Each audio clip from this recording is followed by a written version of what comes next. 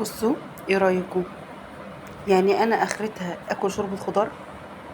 يعني انا مش عايزه اكل اكل صحي، والله انا مبسوطه بالمحشي والرز والمكرونه والحاجات الحلوه دي. اكل ليه شوربه خضار؟ يلا ما علينا. إيه امرهم مغصوبين عليه؟ هاكلها. تعالوا يلا اقول لكم هنعملها ازاي. يلا نسمي الله ونصلي على الرسول عليه افضل الصلاه والسلام. بصوا بقى يا جميله، انا هنا دي بصلايه صغننه ومعاها نص معلقه توم. توم في شوربه الخضار عشان يديها طعم. واحط لها شويه زيت صغيرين. في ناس تقول لي كده مش هنحط زيت. لا يا حبيبتي، هحط زيت عشان يديها طعم. هو مش اكل عيانين، هو مش هيبقى شوربه خضار ويبقى اكل عيانين كمان. هديهم بقى ايه يعني بصوا، تقليبه صغننه كده بس. مش هشوحهم، انا قلبتهم بس في بعض. وبعد كده هنزل ايه بالخضار. معايا اول حاجه هننزل بقى كده بيها. دي بطاطس وكوسه متقطعه مكعبات. بصي مبدئيا شوربه الخضار حطي فيها كل الخضار اللي انت عايزاه. بسلة، جزر، بطاطس، كوسة، بروكلي، فلفل الوان. بصي كل اللي نفسك فيه حطيه. انا النهارده هعملها يعني بطريقه يعني بسيطه كده وسهله وخفيفه ومش معتاده. ومن غير بسله، لان انا ممنوعه من اكل البسله. تمام.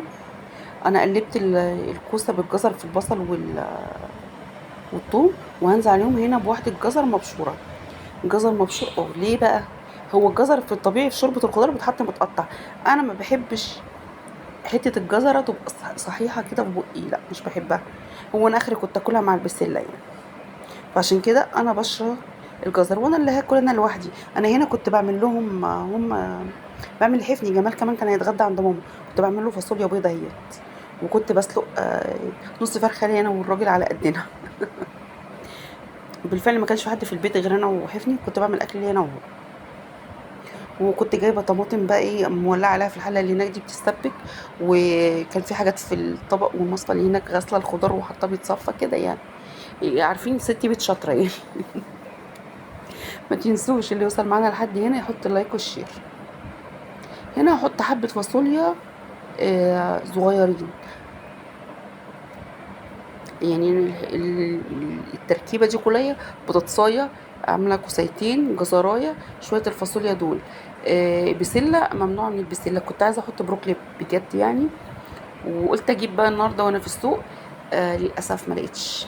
قالوا لي الجو حر بنجيبه وبيبوظ بسرعه، فعشان كده ما فيش. هديها بقى رشه كمون صغننه. رشه فلفل صغيره برضو. وهحط لها شويه ملح. وربع اقل من ربع مكعب الماجي عشان يطعمها. وهديها بقى تشويحه وهسيبها انا مش هحط لها لا ميه ولا شوربه دلوقتي. هسيبها هي تاخد وتدي كده مع نفسها. لما تقريبا الخضار يبقى 3/4 سوا. وبعد كده اقول لكم ايه انا هعمل فيها ايه تاني. وفي تكايه انا بحب احطها في الاخر. تغير الطعم والشكل.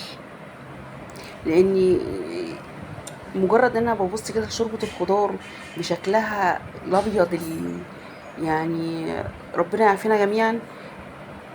بيضايقني ما اقدرش ابلعها.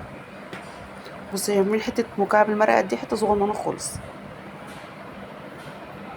هقلبهم برضو كده الخضار كله تقليبه كده عشان كله يمتزج مع بعضه ويشرب من طعم بعضه. وهغطي عليها واسيبها تاخد وتدي مع بعضها. واشوف بقى بقية الدنيا ايه حواليا فيها ايه. واحب اقول نصيحة بما اني جايبين حلة الفاصوليا وانا بعمل شوربة الخضار. مع ان الفيديو ملوش علاقة بالفاصوليا. اما تبقي مستعجلة زي حالاتي كده. جاية من بره الساعة 2. وانت عايزة تجهزي الغدا في ثانية الا ثانية زي ما بيقولوا. الفاصوليا انقعيها اقل من نص ساعة في مية مغلية. وبعد كده اغسليها مرتين تلاتة عشان تمتص اي غازات في الفاصوليا. وما تعملش للناس اللي قولونهم تعبان ما يتاثروش بيها. وبعد كده ولعي عليها هتتسلق معاكي بسرعه. انا كده كمان كنت سلقتها هون. و... ولسه بقى كنت هخرط لها البصل والكلام. حوار كبير حوار كبير. هنا بقى يبصوا الخضار كان بقى 3/4 سوا خلاص. هنزل عليه بشويه الشوربه. والله كان شويه شوربه عجب. برضو انا ليه اكل مسلوق. انا بعمل في نفسي كده ليه والله مش فاهمه. ما تنسوش اللايك والشير، واللي اول مره يشوفنا يدخل يفعل زر الكل، وما ينساش الاشتراك طبعا. بصوا النهارده انا بقول الكلام بالمقلوب. هديها تقليبه بقى واسيبها تغلي كمان شويه في الشوربه تكمل بقيه السوا بتاعها، وهقول لكم بقى ايه على الحته الاخيره اللي بتغير الطعم والشكل، وطبعا هكمل بقيه شغلي وانا واقفه جنبكم.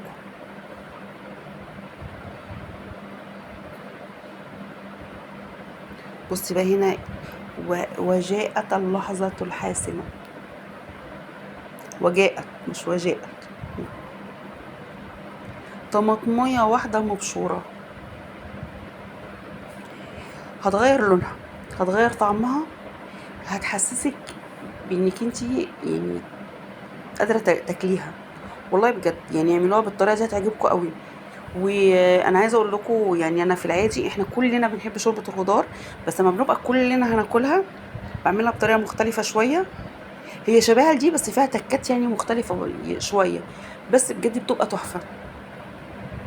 وخلي بالكم في يعني انا عن نفسي اوقات احب اعمل في قلبها لما يبقى عندي وراك والولاد مش عايزين ياكلوها، اخليها واقطعها مكعبات في قلب شوربه الخضار، يبقى منها فيها. وفي الاخر احمر لها شويه لسان عصفور صغيرين، هما معلقتين 3، وانزل بيهم في قلب شوربه اللسان عصفور، في قلب شوربه الخضار. يبقى لسان عصفور بشوربه الخضار، بصوا بجد هبقى اعملها مره باذن الله معاكم. كده خلاص خدت ودت، استوت خلصت. انا هطفي بقى عليها كده، وهبتدي انا ايه اجهز لهم ايه، وكانش فاضل غير الرز ان انا اعمله عشان نتغدى. بصوا الجمال بقى والله العظيم اهو. وانا بالنسبه لي واخده حته الصدر مفصصاه من غير تحمير. فاللهم لك الحمد، اللهم ديمها نعمه يا رب واحفظها من الزوال. يا رب يكون الفيديو عجبكم واكون ضيفه خفيفه على قلوبكم. وما تنسوش اللايك والشير، واشوفكم في فيديو جديد. مع السلامه.